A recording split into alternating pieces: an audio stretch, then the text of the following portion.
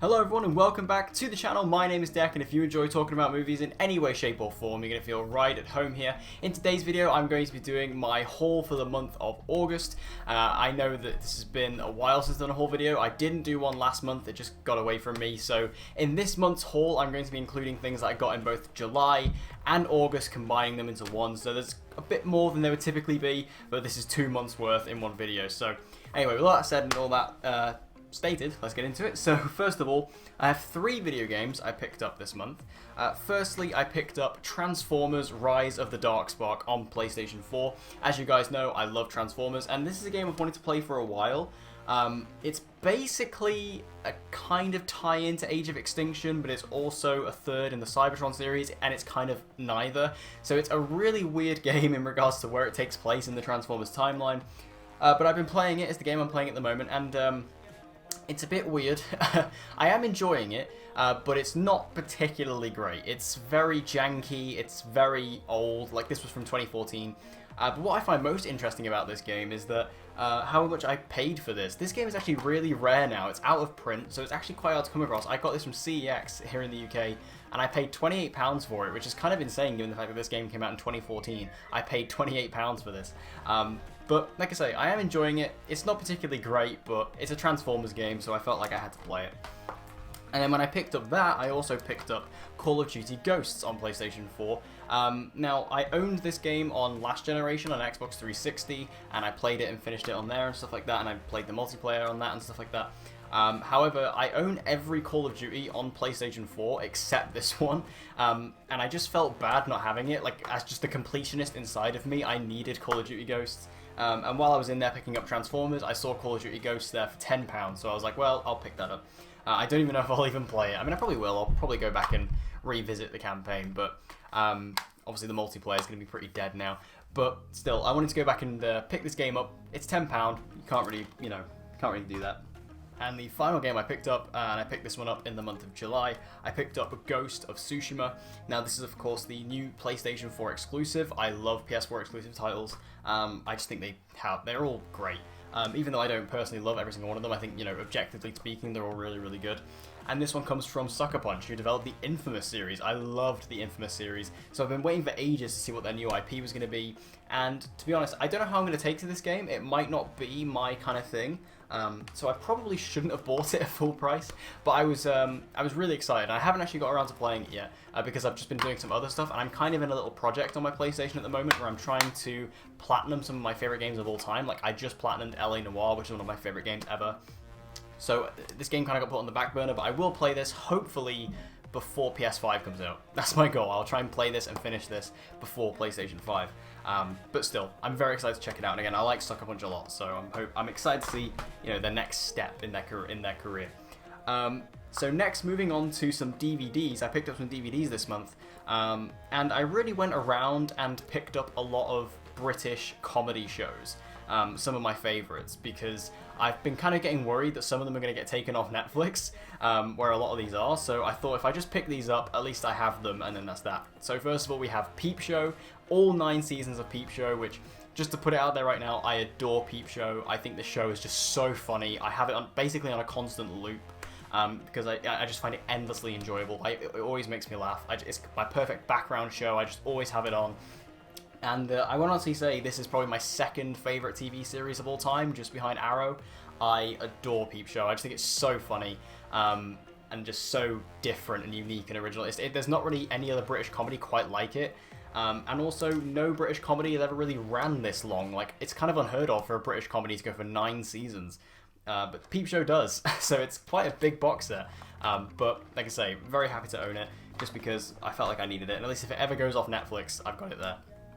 And in the same vein, I also picked up the entire series of The Inbetweeners, which, again, I adore The Inbetweeners. It's so funny. If you're not from the UK and if you want to know what British high school life is like, watch The Inbetweeners. It's the most accurate representation. It's so dead on, and it's just hilarious. The actors are great in it. The characters are lovable, while also horrible at the same time. It's just, again, endlessly watchable, endlessly entertaining. I've been going through this box set. I've been watching this a lot recently. And this even includes the movies, which I actually own the movies on Blu-ray. They're down there. Have I got them here? Yeah, I got them here. I actually own the movies on Blu-ray, Inbetweeners 1 and 2. So I do actually have them on DVD now, but like I say, I mainly got this for the series just because I really wanted to own it, because at least then I always have it. So there's the In-Betweeners. And I also picked up the complete series of The Office UK, which again is another British comedy I absolutely adore. I love Ricky Gervais, I'm a big fan of him. I've seen him on stage and I've just pretty much loved all of his shows, to be honest. And The Office is obviously like the first one, and I love The Office. It's so funny. And again, endlessly watchable, endlessly entertaining. And if it ever goes off Netflix, I've got it here. So I also did that. And also, kind of in the same vein of that, I actually just got this from CEX the same time I bought Transformers and COD, just because I saw it in there. I didn't know it existed on Blu-ray, and it was there for £1.50. And that is the Christmas special of Extras, which is another Ricky Gervais show. This is the show him and Stephen Merchant did after The Office, and this is the Christmas special. So it's just one episode, but I didn't know it existed on Blu-ray. I just saw it in CEX for like £1.50, and I was like, well, I can't really turn that down. So there, I got that. And one final DVD here, but this is actually for a movie. I picked up Code 8, which Code 8 I was very excited to watch just because of the cast. This movie obviously stars Robbie Amell and Stephen Amell, which you guys know. I adore Stephen Amell, one of my favourite actors. Arrow is my favourite show. I love him in it. There's me and Stephen up there. So I love Stephen Amell, so I was very excited to watch it for that. And also, if you see on the back there, this movie also features Han from Fast and Furious. So, you know, that's already great.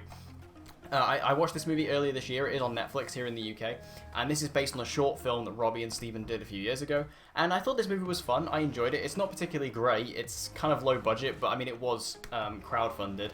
I think the movie's interesting. It's a cool, gritty take on a superhero genre. It's just not particularly great, but again, I kind of just wanted to own it because I did enjoy the film, and again, I just want to support Stephen and Robbie and what they did here. So, you know, it's a fun movie. I enjoyed it, and it's nice to have on DVD. I mean, this is really cheap, so, you know, you can't really say no to that.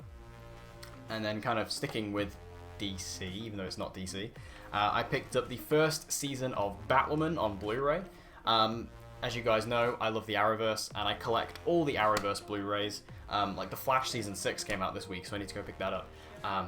But Batwoman Season 1, I've actually not seen all of this. I started watching this when it was coming out in the UK on Channel 4, and I was watching it, and then when the sort of mid-season break happened, I forgot to go back to it when it came back on the air, and time just got away from me, and I just completely forgot, and so, and then the Blu-ray came out, so I bought the Blu-ray. Also, I got this at discount, because if you get at HMV at the moment, you can actually get 20% off DC products because of DC Fandom, so if you're looking for anything DC, you can pick it up. That's why I picked this up when I did. But I'm excited to go through and watch this just because from what I have seen of it, I actually really like it. I really enjoy it. I think it was really good.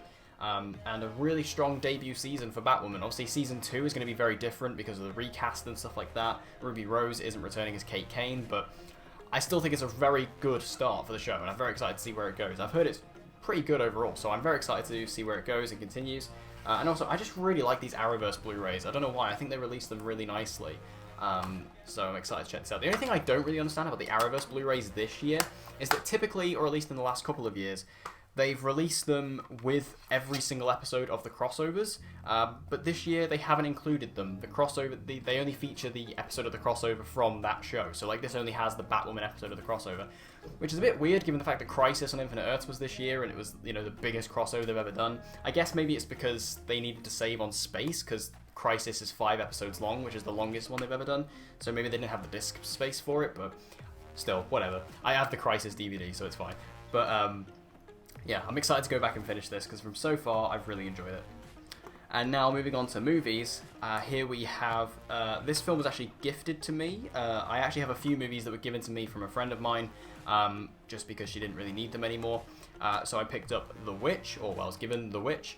This is of course directed by Robert Eggers, and I watched this film a few months back. It was quite a bit before I watched The Lighthouse from what I recall, but I really enjoyed this film. I thought it was really great, super innovative, genuinely scary. Like the sound design in this is really good. Anya Taylor-Joy is fantastic in this, and this is a great debut from Robert Eggers. And like I say, he did go on to direct The Lighthouse, which, where's The Lighthouse? I've got it here somewhere. Here it is. He did go on to direct The Lighthouse, which I like The Lighthouse a little bit more than this movie, but to be honest, they're kind of close. But The Witch is great, so I'm happy to own that and have that in the collection now, along with The Lighthouse. They go nicely together. So I'll put you back there. Next up, we have the 4K, and for some reason I have a feeling I showed this in the last haul, so if I did show it, I apologize. But Rambo Last Blood on 4K. I have got a review for this movie up on the channel, so you can go check that out. I actually kind of love this. I've never seen any Rambo movie before. I've only seen this one.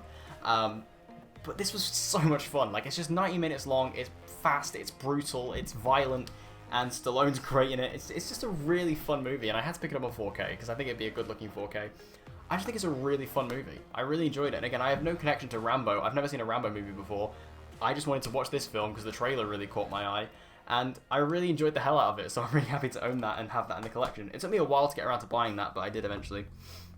Now, these next three go together. I have the Cornetto trilogy, obviously directed by Edgar Wright. This is the famous trilogy of his starring Simon Pegg and Nick Frost, which are kind of connected, but they're not connected at all. I watched these all around last year, and I actually watched The World's End in lockdown.